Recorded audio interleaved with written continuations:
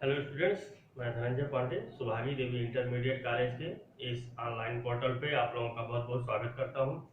देखिए, हम लोग पढ़ेंगे आज कक्षा 8 के विज्ञान विषय के अंतर्गत पाठ 1। कक्षा 8 विज्ञान विषय पाठ 1 का दूसरा वाला भाग है। पहले वाले भाग पाठ 1 है क्या, फसल उत्पादन एवं प्रबंधन। तो पाठ 1 में पहले वाले भाग में हम लोगों ने पढ़ लिया है कि दो बच्चे होते हैं। तो दो बच्चे दोनों कहाँ जाते हैं, अपने चाचा के पास गांव में जाते हैं, जहां पर वो क्या देखते हैं, जहां पर वे देखते हैं तरह तरह के औजार, और औजार को देख करके वे विभिन्न प्रकार के प्रश्न पूछते हैं। तो प्रश्न पूछने के उपरांत वहां पर आती है फसल क्या होता है, खेती क्या होता है, फसल आवश्यक क्यों है। तो ये सारी चीजें हम लोग पढ़ चुके हैं। उनमें एक चीज और भी छूटा था आप लोगों का कि खेती का जो आरंभ हुआ वो कैसे हुआ। तो हजारों ईसा पूर्व पहले, 1000 ईसा पूर्व पहले, जो क्या है कि सब माना जाता है कि जो मनुष्य आज है, तो मनुष्य क्या पहले कहते हैं वन मानुष थे। तो वो लोग क्या करते थे, जंगलों में दूर दूर तक भटकते थे, भोजन के लिए दूर दूर तक भटकते रहते थे। करते क्या थे कि पेड़ पौधों से फलों जो फल रहते तोड़ के खाते थे। फिर उसके बाद जानवरों को मार करके खाने लगे। तो जानवरों को मार करके खाने लगे। फिर उसके बाद क्या हुआ कि किसी प्रकार से दो पेड़ों के रगड़ से आग लगी। कहीं कहा जाता है दो पेड़ों के रगड़ से लगी, कहा जाता है कि पत्थरों के रगड़ से लगी। जैसा भी है, आग लगी तो भुना हुआ मांस खाए, सब भुना हुआ मांस खाए, अच्छा लगने लगा। तो भून के मांस खाने की प्रथा लगने लगी। फल जो खाते थे उसको फेंक दिए। तो उस बीज से क्या हुआ, एक नया पौधा उगा। तो नए पौधे में जब फल लगा तो उत्सुकता हुई कि यह कैसे लगा। तो उसको क्या हुआ, इसके लिए क्या करने लगे लोग कि एक जगह रहना शुरू कर दिए। पहले तो दूर दूर तक भोजन के लिए भटकते रहते थे, उसके बाद एक जगह रहना शुरू कर दिए। जब एक जगह रहना शुरू कर दिए तो वहां पर खेती करना शुरू कर दिए। तो उस तरह से खेती करके खेती का शुभारंभ यहाँ से हुआ। अब खेती क्या है आप लोगों को बताए थे कि खेती में क्या है कि पशुपालन भी आपका आता है, और आपका मधुमक्खी पालन भी आता है। आपका ये जो धान की रोपाई, गेहूं की रोपाई जो करते हैं, ये सब भी कृषि के अंतर्गत आता है। ये सारी चीजें हम लोग पढ़ चुके हैं पहले। अब हम लोग पढ़ना क्या था हम लोगों को कि आधारित फसल पद्धतियां कौन कौन सी हैं।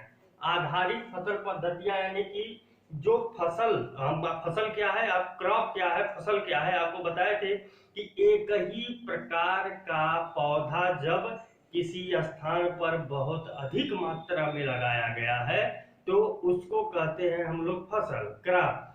क्रॉप भारत में जलवायु के आधार पर 3 भागों में बांटा गया है। क्रॉप को, फसल को दो भागों में बांटा गया है, मुख्य रूप से खरीफ एवं रबी।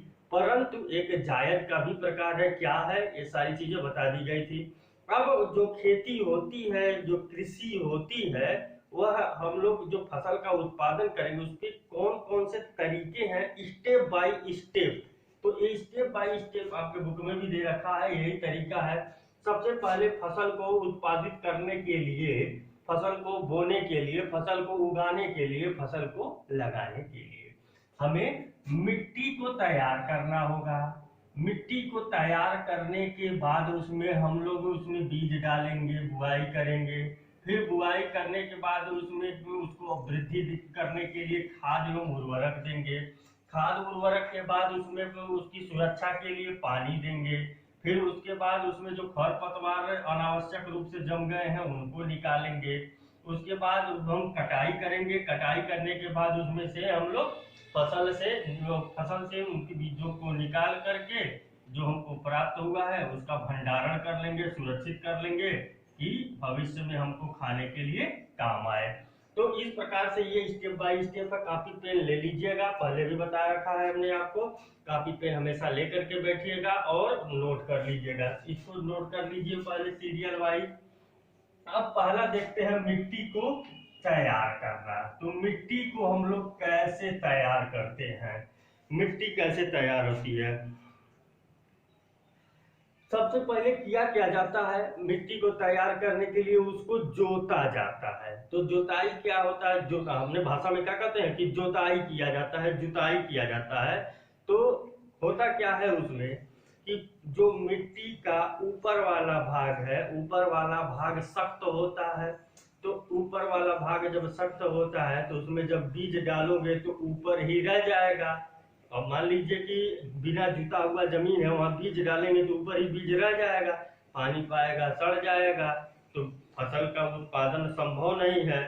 इसलिए हम करते क्या है, सबसे पहले मिट्टी को तैयार करने के लिए जुताई करते हैं। जुताई करने से क्या होता है कि नीचे की मिट्टी ऊपर आ जाती है। नीचे की मिट्टी ऊपर आ जाती है तो जब एक जुताई करते हैं तो ऐसे ढेला ढेला जो निकलता है ना, जैसे भोजपुरी भाषा में हम लोग कहते हैं, क्योंकि हम लोग भाई गांव देहात के किसान परिवार के हैं तो समझ सकते हैं। तो हम लोग क्या कहते हैं, जिसे ढेला कहते हैं, तो हिंदी में उसे पोला कहते हैं। हिंदी में उसे क्या कहते हैं, पोला कहते हैं। तो वही जो ढेला निकला है, फिर उसको क्या करते हैं, किसी पटरी की सहायता से, मान लीजिए कम है तो, नहीं तो हिंदी में हम लोग क्या कहते हैं, हेंगा से लगा करके उसको हेंगाया जाता है। तो क्या करते हैं, उसको हेंगा करके पोला, पहले तो क्या किए, जुताई किए। जुताई करने से जो ढेला निकला उसे पोला कहते हैं। अब उसको क्या करते हैं, पटरी की सहायता से, हेंगे की सहायता से उसको हेंगाया जाता है, यानी पोला को तोड़ा जाता है, बारीक बनाया जाता है, तो महीन बनाया जाता है मिट्टी को महीन बारीक बनाने से फायदा यह होता है कि जो बीज आप मिट्टी में डालेंगे, वह बीज जब जमना शुरू करेगा तो उसकी जड़ें, भाई जड़ जब जाएगी तभी ना कोई पौधा खड़ा रह पाएगा। उसकी जड़ें जमीन में नीचे तक जाएंगी और पौधे को दृढ़ता प्रदान करने में सहायक होंगी। पहला काम, जड़ जमीन में नीचे तक जा सकेगी, सख्त रहेगा तो जड़ नीचे नहीं जाएगी। दूसरा काम क्या होता है कि जो पौधे भी श्वसन करते हैं, तो मिट्टी में प्रॉपर मात्रा में ऑक्सीजन की सप्लाई भी होती रहे, तो श्वसन के लिए, जड़ों के श्वसन के लिए क्या है कि पर्याप्त मात्रा में जल और खनिज लवण, पानी सोख करके अंदर तक मिट्टी के चला जाएगा। सख्त रहेगा तो अंदर तक जाने में क्या होगी, परेशानी होगी। तो ये क्या है कि जब खनिज लवण, जल ये प्रॉपर मात्रा में मिट्टी के अंदर जाएगा तभी तो पौधा वृद्धि करेगा। तो इसलिए मिट्टी को बारीक एवं महीन बनाया जाता है। ठीक, तो ये है आपका मिट्टी को तैयार करना।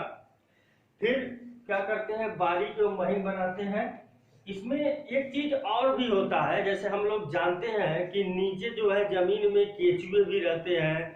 कुछ पेड़ जो क्या होता है कि जब जोतते समय पहले हम लोग पुआल को जला देते थे, लेकिन अब क्या है कि कुछ लोग क्या करते हैं, जलाते नहीं है, बल्कि इतना इतना बड़ा रहता है, उसी को इतना इतना बड़ा डंठल जो रहता है उसी को जोत देते हैं, पानी भर के उसको सड़ा देते हैं।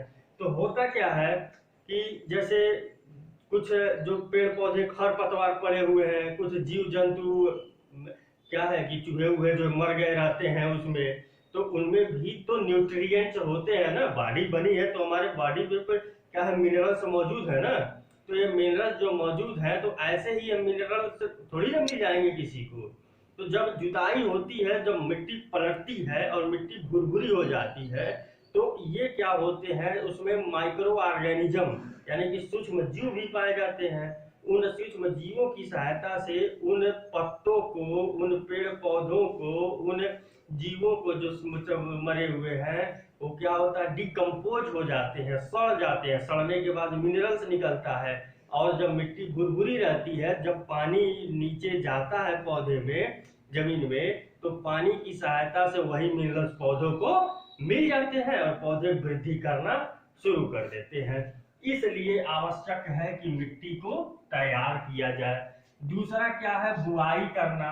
अब बुआई अगर करते हैं तो क्या है कि इसमें सबसे आवश्यक चीज है कि उत्तम किस्म के बीजों का चयन किया जाए। बुआई करने के लिए क्या है कि उत्तम किस्म के बीजों का चयन किया जाए। इसको लिखवा इसलिए नहीं रहा है कि भाई हम लोग किसान परिवार के हैं, हम लोग सारी खेती करते हैं, आप लोग बेहद अच्छी तरीके से जानते होंगे। लिखने की जरूरत होगी तो जो हम बोल रहे हैं आप सीधे से लिख सकते हैं। तो उत्तम किस्म के बीजों का चयन किया जाए। इसके लिए हम लोग क्या करते हैं, बीज खरीद कर लाते हैं बाजार से, उसको पानी में पहले भिगो देते हैं। तो भिगोने पर क्या हुआ, कुछ बीज देखा किया कि ऊपर, जैसे कि किताब में आपको दिया गया, बच्चों ने प्रैक्टिकल किया कि देखा कि उनकी मम्मी ने कि चने की कुछ चने के कुछ दाने पानी में भिगोया। तो जब पानी में भिगोया तो देखा कि कुछ चने ऊपर तैरने लगे, कुछ चने नीचे थे। जो तैरने लगे तो ये हुआ कि तैर क्यों रहे हैं, तो वो जो बीज है वो खराब बीज है, उनको निकाल के बाहर कर देना चाहिए। तो उत्तम किस्म के बीजों का चयन करने के लिए सबसे अधिक आवश्यक यह है कि आप सबसे पहले पानी में भिगो दीजिए। भिगोने के बाद क्या है, जो खराब नस्ल के बीज होंगे ऊपर तैरने लगेंगे, उनको छान करके बाहर कर लीजिए। बाहर करने के बाद जो नीचे बचा हुआ बीज है वो आपका क्या है, उत्तम किस्म का बीज होता है। उत्तम किस्म के बीजों का चयन करना आवश्यक होता है। अब एक चीज और भी इसमें देख लीजिएगा, जो मिट्टी को तैयार किया जाता है, तो जुताई तो कर दिए, तो इसके औजार भी होते हैं। यानी कि इसमें जो है आपका कृषि औजार, इसमें क्या है, इसमें आपका एक टॉपिक कृषि औजार, कृषि औजार। तो भाई कृषि का औजार क्या है कि मिट्टी को जो तैयार किया जा रहा है, इसके लिए औजार कौन कौन सा है, सब आप लोग जानते हैं, बेहद अच्छी तरीके से जानते हैं। औजार कौन कौन सा है, हल है, औजार में क्या है आपका, हल है, कुदाल है, आपका हल है, कुदाल है, फिर कल्टीवेटर है,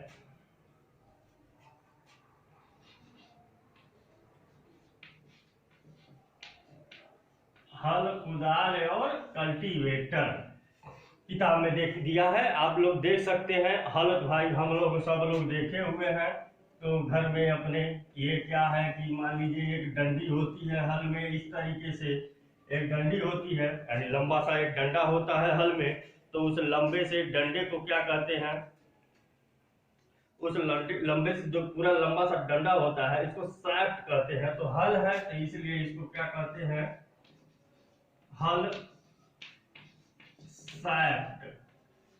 ये हल है तो हल का शाफ्ट है, इसे हल शाफ्ट कहते हैं। अब जो जहां पर बैल मान लीजिए ऐसे है, तो बैलों की सहायता से जोता जाता है, तो दो बैल इधर से इधर दोनों तरफ रहते हैं। तो यहाँ पर ऐसे आपका बैलों को लगाने के लिए एक आगे लगाया जाता है, दोनों लंबा सा डंडा ऊपर लगा रहता है, उसको क्या कहते हैं हम लोग, जिसे हिंदी भोजपुरी में बोलते हैं जोठा, क्या कहते हैं, जोठा है। तो जोठा नहीं, इसको हिंदी में कहा जाता है जोत, हिंदी में कहा जाता है जोत, हिंदी में कहा जोत, हम लोग कहते हैं जोठा है। तो ये क्या शाफ्ट है, ये जोठा है, जोठा है आपका।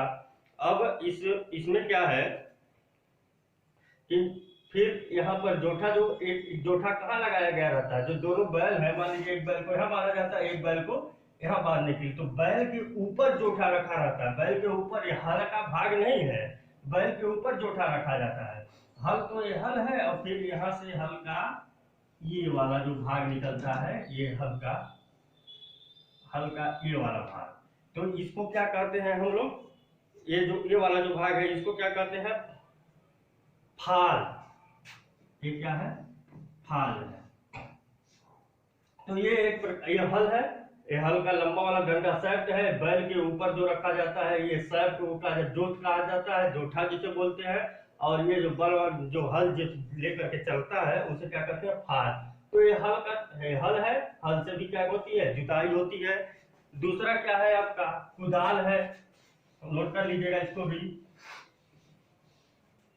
दूसरा क्या है, कुदाल है। तो कुदाल कैसे होता है, ये आपका कुदाल में एक लकड़ी या स्टील का वो होता है, डंडा लगा होता है, और उसमें प्लेट क्या होती है, एक लोहे की ऐसे प्लेट लगी होती है।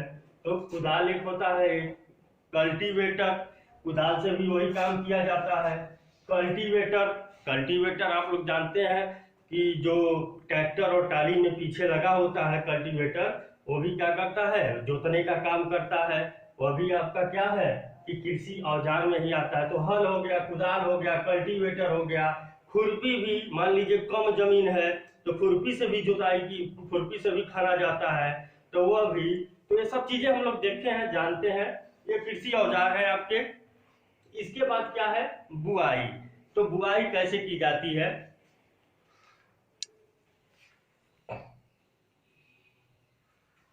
तो आपको बुआई के लिए आप बता दिए हैं सबसे पहले कि उत्तम किस्म के फसलों, उत्तम किस्म के बीजों का चयन किया जाता है। उत्तम किस्म के बीजों का चयन करने के लिए बीजों को पहले भिगोना है, भिगो करके देख लेना है, जो खराब होंगे ऊपर आ जाएंगे उनको छान के फेंक देना है। उत्तम किस्म के जो बीज होंगे नीचे बैठ जाएंगे, उनको हमको ले लेना है। फिर प्रयोग भी बताया कि जो चने के बीज से प्रयोग किया गया। तो अब देखिए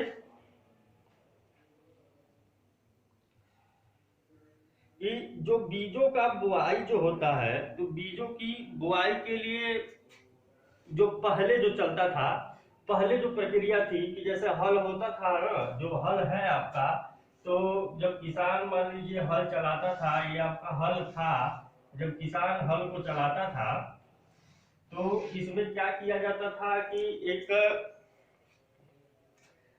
पीछे यहाँ पे ये क्या है कि एक डंडी होती थी जिसे ऐसे पकड़ करके किसान क्या होता था, जोतता था। यहाँ पर बैल बैल यहाँ पर जोठा होता है, ये जोठा होता था, बैल इधर से इधर बंधे होते थे, और किसान जब जोतता था तो इस जगह पर ऐसे कीप होती थी, ऐसे कीप होती थी, और इस कीप में बीज डाले जाते थे, इस कीप में बीज डाले जाते थे।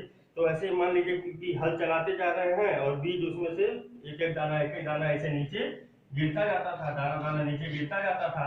तो एक क्यारी नुमा लाइन से क्या होती थी, बीज लाइन से बीज क्या होते थे, गिर जाते थे, और दूसरी बार उसको पटरे से क्या किया जाता, मतलब जो कहते थे हैंगा दिया जाता था, तो वो बराबर हो जाता था, मिट्टी से बीज ढक जाता था। जब मिट्टी से बीज ढक जाता था उसके बाद उपयुक्त परिस्थितियां उत्पन्न होती थी, बीज जर्मिनेट करता था। तो ये क्या हो गया कि ये भी एक क्या है, बुआई के लिए औजार है, ये बुआई के लिए औजार है। इस समय क्या हो रहा है कि सीड ड्रिलिंग हो रहा है। अब ये तो पहले, अब तो हल चल नहीं रहा है, तो इस समय क्या है, सीड ड्रिल। तो सीड ड्रिल क्या है, ये भी आप लोग देखे होंगे कि जो ट्रैक्टर है, जो ट्रैक्टर ट्राली है, तो उसमें क्या है कि जो कल्टीवेटर नहीं लगा है, तो कल्टीवेटर में ही क्या है कि पीछे कल्टीवेटर में पीछे बीज को डाल दिया जा रहा है। अपने यहाँ पंजाब में अक्सर इससे होती है खेती, तो कल्टीवेटर में ही पीछे बीज डाल दिया जाता है। तो कल्टीवेटर जैसे जैसे चलता जाता है, तो ऐसे ऐसे क्यारी नहीं बनता है, तो कल्टीवेटर चलता जाता है, तो जो क्यारी बनता है तो उसमें सारे क्यारियों में बीज पड़ता जाता है, और फिर जब बीज एक किनारे से जब पड़ जाएगा तो उधर से तो क्या है कि हेंगे को लगा करके इसको हेंगा दिया जाएगा, जिससे वो क्या होगा कि पूरा बीज ढक जाएगा। जब ढक जाएगा तो बीज नीचे चला जाएगा, ऊपरी परिस्थिति आने पर जम जाएगा। तो ये परिस्थितियां हैं किसके, बुआई के औजार हैं। सीड ड्रिलिंग है, फिर कीप के द्वारा है, ये सब चीजें ये भी आपने देखा होगा। अब पुनः ये जो पहेली और बुझो जो दोनों अपने चाचा के वहां गए हुए होते हैं, तो वे लोग फिर प्रश्न उठता है, तो कहती है कि उसके विद्यालय के समीप एक पौधशाला है, तो उस पौधशाला में जो पौधे हैं वह किसी प्लास्टिक के बैग में, ऐसे प्लास्टिक का एक बैग है, इस प्लास्टिक के बैग में पौधे रखे गए हैं, प्लास्टिक के बैग में पौधे रखे गए हैं। तो उसका ये कहना है कि ये जो पौधे हैं, ये पौधे इस प्लास्टिक के बैग में क्यों रखे गए हैं, क्यों नहीं डायरेक्ट जमीन में गाड़ दिए गए हैं। आखिर प्लास्टिक के बैग में रखने का क्या मतलब है, क्या जरूरत है। तो फिर उसको उत्तर ये मिलता है कि प्लास्टिक के बैग में पौधे इसलिए रखे गए हैं क्योंकि ये पहले तो जम सके, और जमने के बाद जब इनका रोपण किया जाए, तो रोपण किया जाए, इनको लगाया जब जाए तो उचित दूरी पर लगाया जा सके। बीज डालेंगे तो दूरी का अनुमान नहीं हो सकेगा, ये पौधा चूंकि बड़े होते हैं ना, तो इसलिए क्या है कि अनुमान नहीं हो जाएगा। तो उचित दूरी पर लगाया जाए, जिससे इनको उचित मात्रा में जल, खनिज लवण, सारी चीजें मिल सके और आपस में लड़े न, जिससे टहनियां इनकी न फंसे, नुकसान होने का डर न रहे, टूटने का डर न रहे।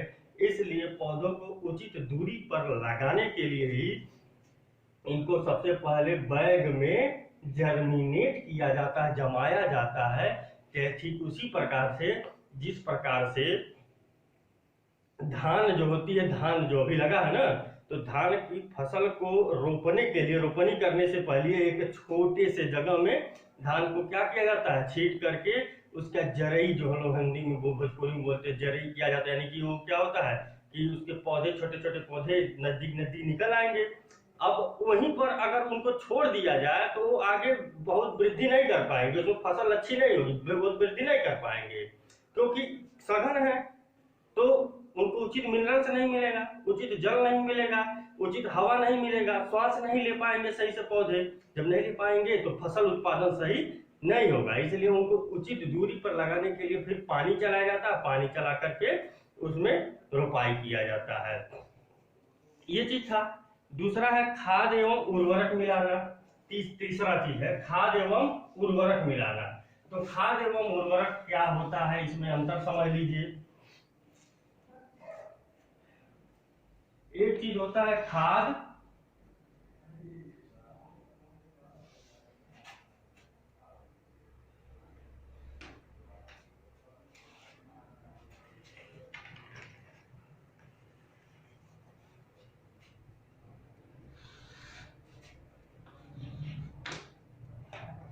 खाद और दूसरा है उर्वरक। तो खाद एवं उर्वरक मिलाना, खाद एवं उर्वरक क्यों मिलाया जाता है? खाद एवं उर्वरक मिला करके इन पौधों को, चूंकि मिट्टी को तैयार कर दिए, बुआई कर दिए, अब खाद एवं उर्वरक इसलिए डालते हैं कि पौधा क्या है, उचित मात्रा में पोषण मिल सके और वह क्या कर सके, वृद्धि कर सके। पौधे को उचित मात्रा में पोषण देने के लिए एवं उसकी वृद्धि के लिए खाद एवं उर्वरक आवश्यक है। चूंकि होता क्या है कि किसान क्या करते हैं, क्रमवार फसल को बोते जाते हैं, कई फसल बार बार बोते जाते हैं।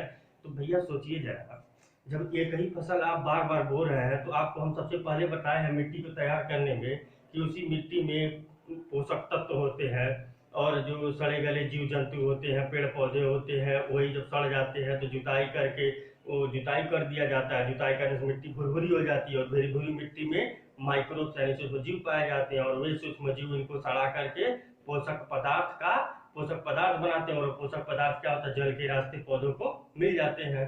तो अब ये बताइए कि अब लगातार अगर फसल को उगाते रहे, मिट्टी को कभी छोड़े नहीं, कुछ दिन के लिए धरती को छोड़े नहीं, तो क्या होगा, वो पोषक पदार्थ धीरे धीरे करके सारे पौधों को मिल जाएंगे, पोषक पदार्थ नष्ट हो जाएंगे। जब पोषक पदार्थ नष्ट हो जाएंगे तो क्या होगा कि कुछ पौधे जो हैं, कुछ पौधे तो ऐसा प्रयोगों में भी देखा गया, तो कुछ पौधे उसी जो पूरा खेती होता है तो कुछ पौधे स्वस्थ होंगे और कुछ पौधे वहीं पर क्या होंगे, मुरझाए हुए होंगे, यानी कि ज्यादा वो बढ़ेंगे नहीं, ज्यादा उनमें फल नहीं लगेगा, तो वो पौधे मुरझाए होंगे और कुछ पौधे क्या है, स्वस्थ होंगे। तो जो पौधे स्वस्थ होंगे उनको खाद एवं उर्वरक उचित मात्रा में मिला है और जो पौधे स्वस्थ नहीं होंगे उनको खाद एवं उर्वरक उचित मात्रा में नहीं मिला है। ये क्या होता है, रीजन होता है। अब ये रीजन होता है कि पौधे के उचित वृद्धि के लिए। तो खाद एवं उर्वरक क्यों दिया जाता है, पौधे के उचित वृद्धि के लिए। अब जान लीजिए कि खाद क्या है और उर्वरक क्या है। खाद जो होता है, जैसे गांव हमारे पास खरपतवार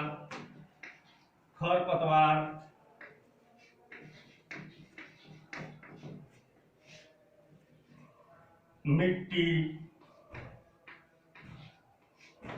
गोबर, सारी चीजों को क्या किया जाता है, सड़ाया जाता है। इनको सड़ाया जाता है किसकी सहायता से, केचुए की सहायता।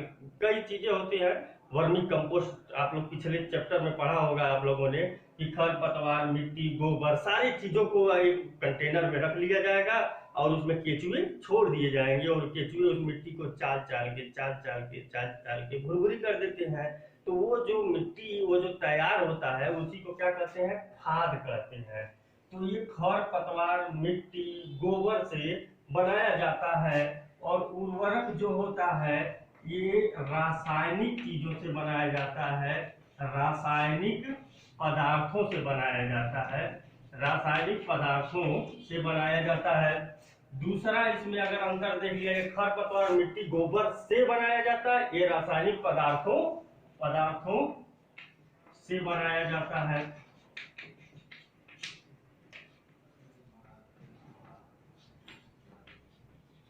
दूसरी चीज क्या है कि खाद को, ये उर्वरक जो है, उर्वरक को ये मानव निर्मित है, ये मानव निर्मित है,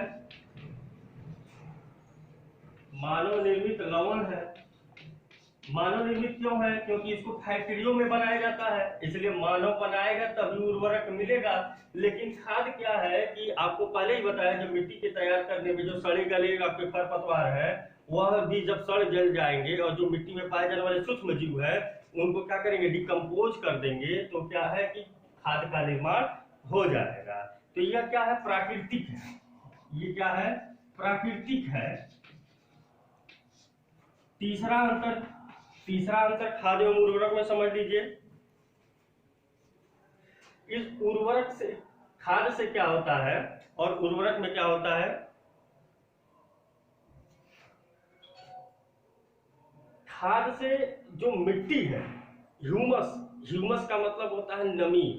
तो जो खाद है इससे नमी बनी रहती है, नमी बनी रहती है ज्यादा समय तक खाद से। उर्वरक से क्या होता है, ये नमी जो है इसको ह्यूमस भी बोलते हैं, ह्यूमस ही कहिए तो ये ज्यादातर सही होगा, नमी नहीं ह्यूमस ही कहिए। ह्यूमस ब्रैकेट में लिख लीजिए नमी। खाद से नमी बनी रहती है और जब नमी बनी रहेगी खेत में तभी क्या होगा, पोषक पदार्थों की सप्लाई भी अच्छी तरीके से पेड़ पौधों को होती रहेगी।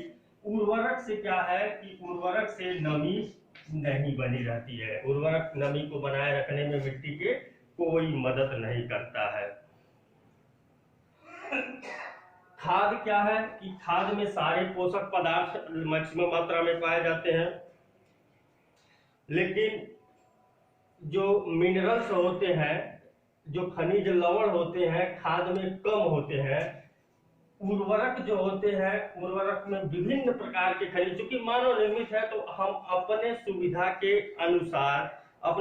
अनुसार नाइट्रोजन, फास्फोरस, सल्फर, पोटास, ये सब जानते हैं आप लोग, वगैरह वगैरह आदि, नाइट्रोजन, फास्फोरस, सल्फर, पोटास, ये सब उर्वरक क्या है कि जिस चीज की कमी है पौधे को, उस चीज को हम लोग सप्लाई कर सकते हैं पौधों को। परंतु खाद में क्या है कि ऐसा कुछ नहीं है कि इसमें सारे मिनरल्स मिले रहे। कुछ पोषक तत्व होते हैं खाद में लेकिन मिनरल्स नहीं पाए जाते। ये खाद एवं उर्वरक में अंतर है, इसलिए यह खाद एवं उर्वरक भी देना जरूरी होता है। तो ये आपका, इसको भी नोट कर लीजिएगा। तो ये सिंचाई की जो विधि है, आधारित पद्धति है, उस पद्धति में हम लोगों ने पहले पढ़ लिया क्या, मिट्टी को कैसे तैयार किया जाता है, फिर मिट्टी को तैयार करने के बाद उसमें उसके कौन कौन से औजार होते हैं मिट्टी को तैयार करने के लिए, फिर बुआई कैसे किया जाता है, बुआई को करने के लिए सबसे पहले सीड का चयन करना, फिर सीड को बोने के लिए कौन कौन से औजार होते हैं ये भी पढ़ लिया हम लोग। फिर खाद एवं उर्वरक को देना, तो खाद क्या होता है एवं उर्वरक क्या होता है ये भी समझ लिया। एक प्रयोग द्वारा आप समझ सकते हैं कि मान लीजिए कि 3 गिलास ले लीजिए, आप लोग 3 गिलास ले लीजिए।